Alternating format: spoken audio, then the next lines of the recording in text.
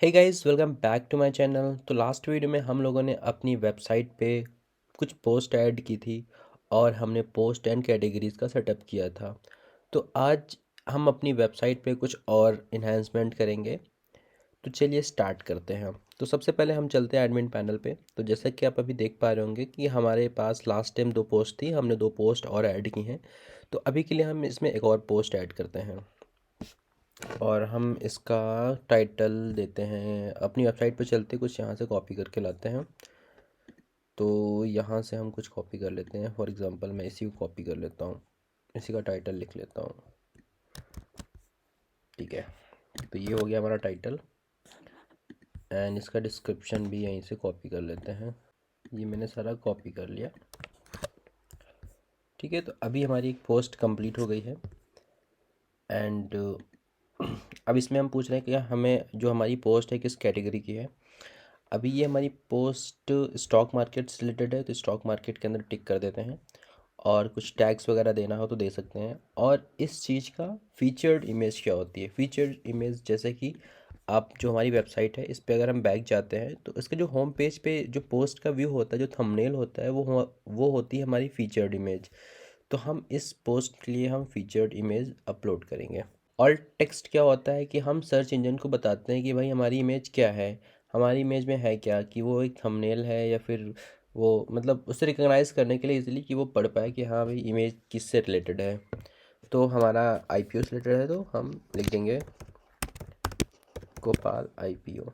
इसको featured image set कर देंगे। ठीक है, और इसको हम कर देते हैं पब्लिश। तो अभी के केस में क्या है कि हमारे पास यहाँ पे 5 पोस्ट आ चुकी हैं और पेजेस हमारे पास कुछ ये 4 पेजेस दिख रहे हैं यहाँ पे। तो अभी हमारी साइट कुछ इस तरीके से दिख रही है। ठीक है, तो अभी हमारी साइट ऐसे दिख रही है। तो हम हमारी जो साइट है अभी इसमें एक डिफ़ॉल्ट थीम है जो इसके साथ मिलता है। हम इसमें कस्टमाइज कर सकते हैं थीम्स को हम अपने अकॉर्डिंग इंस्टॉल करके। तो हम चलते हैं अपीयरेंस में जाके हम थीम्स को ऐड थीम्स करते हैं। हम हमारी साइट ब्लॉगिंग साइट है तो हम एक ब्लॉगिंग वाला कोई थीम इंस्टॉल करते हैं। ओके, ये सही लग रहा है। अभी के लिए इसे इंस्टॉल कर लेते हैं हम यहाँ पे।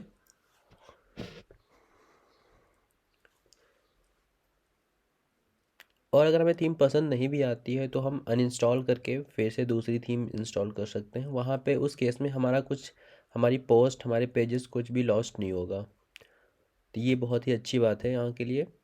अब इंस्टॉल होने के बाद हमें उस पर्टिकुलर थीम को एक्टिवेट भी करना होता है। तो अभी के केस में हमने एक्टिवेट कर लिया उस चीज़ को।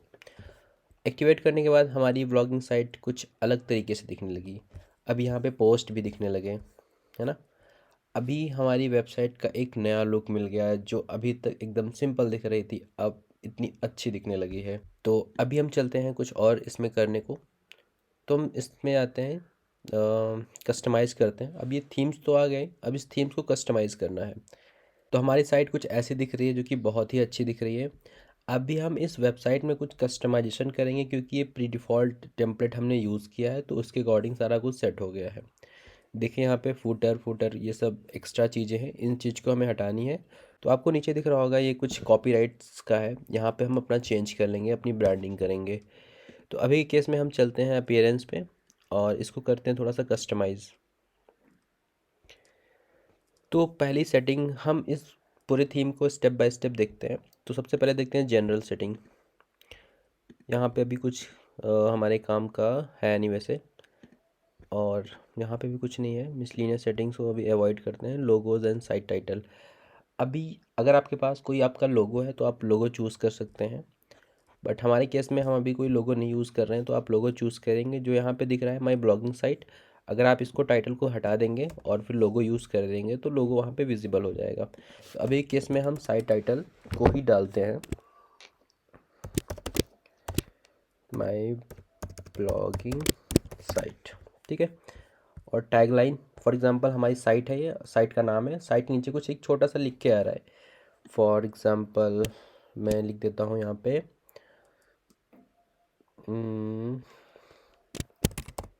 नेवी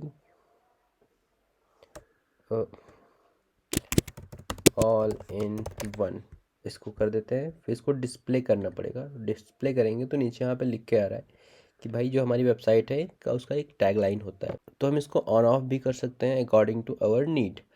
और एक होता है फेविकॉन। फॉर एग्ज़ाम्पल यहाँ पे मेरे पास कुछ है, देखता हूँ ट्राई करके ये लग जाता है क्या। हाँ, लग जाएगा।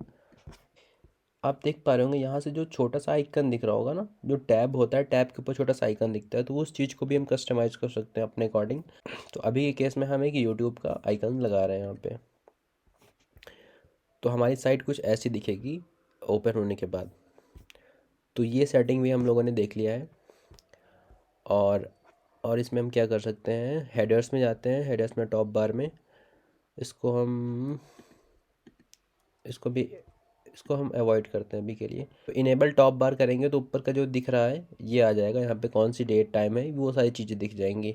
अगर आपको इस चीज़ की नीड है तो आप इसे इनेबल कर सकते हैं। एज ऑफ नाउ हम इसे बंद कर रहे हैं। उसके बाद आते हैं मेन हेडर पे। मेन हेडर पे ये एडवर्टीज़मेंट बैनर होता है, तो इसको भी आप लगा सकते हैं। सोशल मीडिया लिंक्स हैं यहाँ पे, जो यहाँ पे दिख रही है, इनकी हाइपर लिंक अभी यहाँ पे नल पड़ी हुई हैं, तो आप यहाँ पे अपनी लिंक्स वगैरह डाल सकते हैं। तो यहाँ पे आपको एक और चीज़ मॉडिफाई करनी हो सकती है। फॉर एग्जांपल आपकी ब्लॉगिंग वेबसाइट है और आप यहाँ देख पा रहे होंगे कि यहाँ पे ब्रेकिंग लिखा है, तो हमको ब्रेकिंग नहीं चाहिए। हमारा ये न्यूज़ वेबसाइट नहीं है, हमारा ब्लॉगिंग वेबसाइट है, यहाँ पे ब्लॉग पोस्ट करते हैं। तो यहाँ पे हम लिख सकते हैं लेटेस्ट आर्टिकल्स। अभी कुछ ज़्यादा ही अच्छा लग रहा है, क्योंकि अब एक रेलेवेंट टैग लग रहा है कि भाई हमारे जो लेटेस्ट आर्टिकल्स हैं वो यहाँ पे दिख रहे हैं। ठीक है, तो इस चीज़ को हम अभी पैक करते हैं। हमने ये देख लिया। Okay, footer. फुटर क्या होता है, जो सबसे लास्ट में लिखा होता है, फॉर एग्जांपल ये कॉपीराइट वाला। तो इस चीज़ को हम मॉडिफाई कर सकते हैं।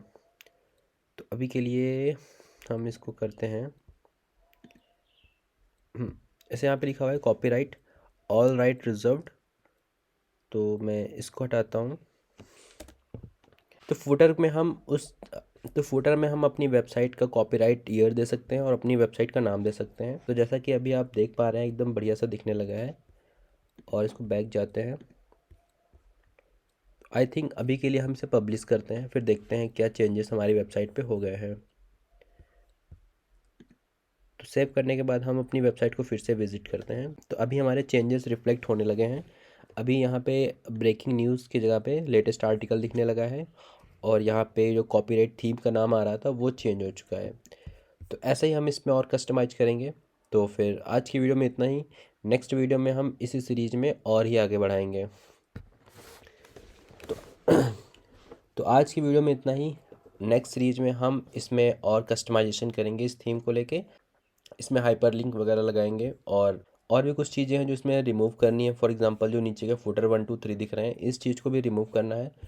तो वो सारी चीज़ें हम करेंगे नेक्स्ट वीडियो में। और तब तक के लिए बाय बाय। फिर अगर आपको मेरी वीडियो अच्छी लगी हो तो आप सब्सक्राइब कर सकते हैं मेरे चैनल को, लाइक कर सकते हैं वीडियोज़ को।